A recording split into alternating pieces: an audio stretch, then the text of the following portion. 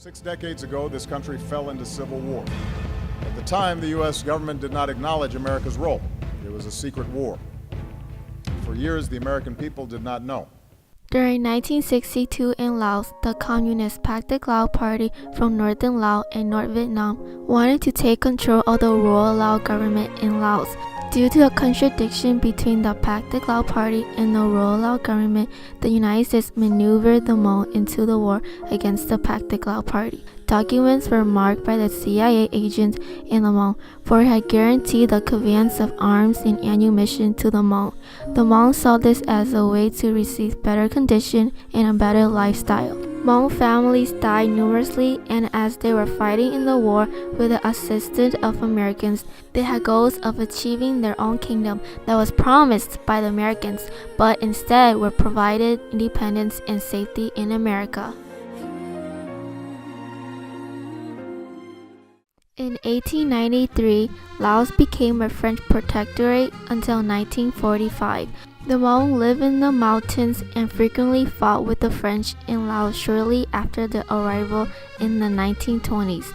The French asked the Hmong, "Why are you always fighting?" The Hmong replied that it was because they were not able to rule themselves. The French then established an autonomous Hmong district at Nong Et and allowed the Hmong to govern themselves there.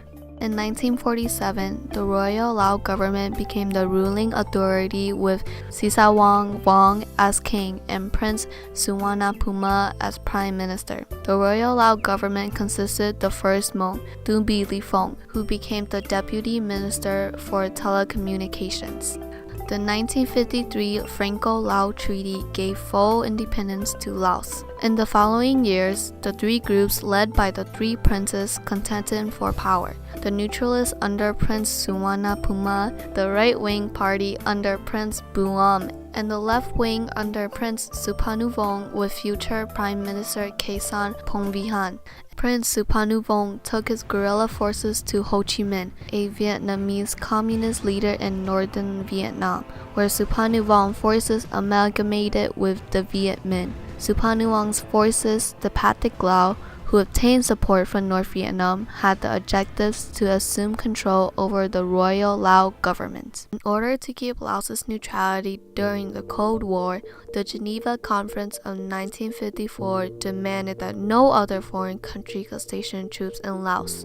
The United States feared the domino effect, stating that if a country fell to communism, then the adjacent countries will also fall to communism. Both the U.S. State Department and the Pentagon believed developing the Royal Lao Army and teaming up with the Royal Lao government was the most ideal approach to prevent the spread of communism into Laos. Several Americans in Laos turned to the Central Intelligence Agencies, whose agents could operate covertly and without any restrictions to operate the outcome of political struggles in Laos. After the U.S. became secretly engaged with the civil war in Laos, Pathet Lao forces were getting stronger and were conquering more land in Laos than ever. The Laotians, who were trained by the CIA, didn't do any effect and instead were getting killed on the battlefield. These three maps show the area of effective communist domination as it was last August, with the colored portions up on the right-hand corner being the areas held and dominated by the communists at that time. And now next, in December of 1960, 3 months ago, the red area having expanded, and now from December 20th now to the present date, near the end of March, the communists control a much wider section of the country. Considering that the Hmong were in Laos and knew the routes very well, the U.S. saw this as an opportunity to recruit the Hmong into battle. A CIA agent, James William Lair or Colonel Bill Lair, searched for Vang Pao, a Hmong military leader. After he found Vang Pao in the 1960s, he asked if the Hmong would be willing to prevent communism from spreading into Laos. According to Colonel Billy's accounts, as told to Jane Hamilton Barrett, Vang Pao replied, "For me, I can't live with communism. I must either leave or fight. I prefer to fight."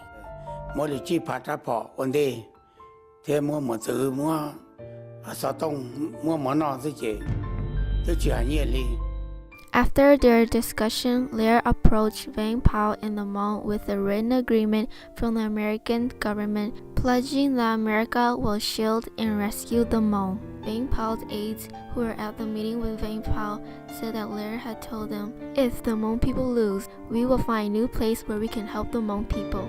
The Hmong population of Laos were thrilled and excited, since they have an official treaty with the United States that ensured independence and safety for the Hmong. In 1963, over 19,000 Hmong men were recruited. The main mission given to the Hmong was stopping the flow of North Vietnamese troops through the Ho Chi Minh Trail to go to the south through Laos. Hmong soldiers died at a rate of 10 times as high as American soldiers in Vietnam. By the end of the war, around 35,000 Hmong died in combat and more than 3,000 remained missing in action. By December 1971, minimum military air support was available. When the last Royal Lao government fortress in Chiang Kuling province town fell, the Pathet Lao and their allies had caught and controlled the majority of the nation. The United States lost its goal to prevent communism and withdrew. The U.S. was defeated and took out every one of their troops in Southeast Asia. On February 21st, 1973, the two parties, the Pathet Lao and the Royal Lao, consented to the agreement on the restoration of peace and reconciliation in Laos, a peace bargain that caused a prompt truce. After the settlement was marked, around 18,000 Hmong troops disbanded, while the remaining troops converged into the regular army before 1975. The CIA operators informed the Hmong that the Americans could not help them any longer. The CIA operatives who assisted the Hmong furthermore flew up and left the Hmong stranded in Long Cheng. The Hmong risked their lives to fight in the war and dream of a paradise while the Americans left and betrayed them.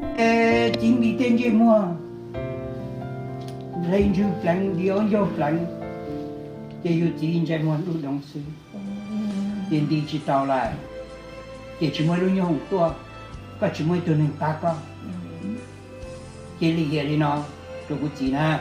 As the communists took over Laos in 1975, Vang Pao flew to Thailand to consult about the Hmong's resolution to the CIA. However, they answered that only the most critical Hmong officers and their families could be dealt. More than 10,000 Hmong swarmed into Long Cheng, but only a single plane load of people was taken out by the C-130, which did not return to get any more passengers. The last flight out of Long Cheng was overloaded that it couldn't take off until individuals were pushed out of the plane. Altogether, about 1,000 Hmong were evacuated.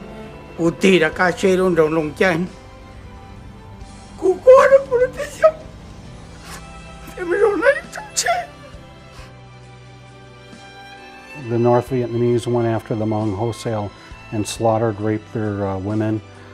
They massively went through the country. People were fleeing, were throwing themselves into the Mekong River. More than 120,000 Hmong were disarmed and sent to re-education camps on the Plain of Jars and at Nong Head. Lại chế tên này cho có bắt đầu nó vào cho mỏ này nó vào cho mỏ này giờ chắc cả phát kỳ ya mày cả. Those who did not try to escape initially returned to Puebla that had sent up to 10,000 feet to oppose the new communist government, the Laos People's Democratic Republic. When the Hmong arrived in America, they settled in zone of California, Minnesota, and Wisconsin, states that are now the most populated with Hmong people. Today, there are still Hmong refugees in concentration camps in Laos and Thailand that are gradually releasing them. The secret war shrouded in secrecy rapidly after it ended, along with forgotten stories of Americans betraying the Hmong. As the Pathet Lao Party grows, the U.S. secretly operated in Laos. Because of the greater conflict the U.S. was involved in, the U.S. had no choice but to compromise with the Hmong. The Hmong's objectives of accomplishing their own kingdom and the U.S. ambitious mindset of preventing communism led the action of pushing the Hmong to broaden their battle beyond simply protecting Hmong villages. Although the U.S. pledged independence for the Hmong, they didn't satisfy their guarantee and rather gave them the chance to leave Laos to America. The relocation of the Hmong from Laos to America caused the Hmong to start a new life and assimilate to a new country, but also leaving them a brighter and better future for more generations to come.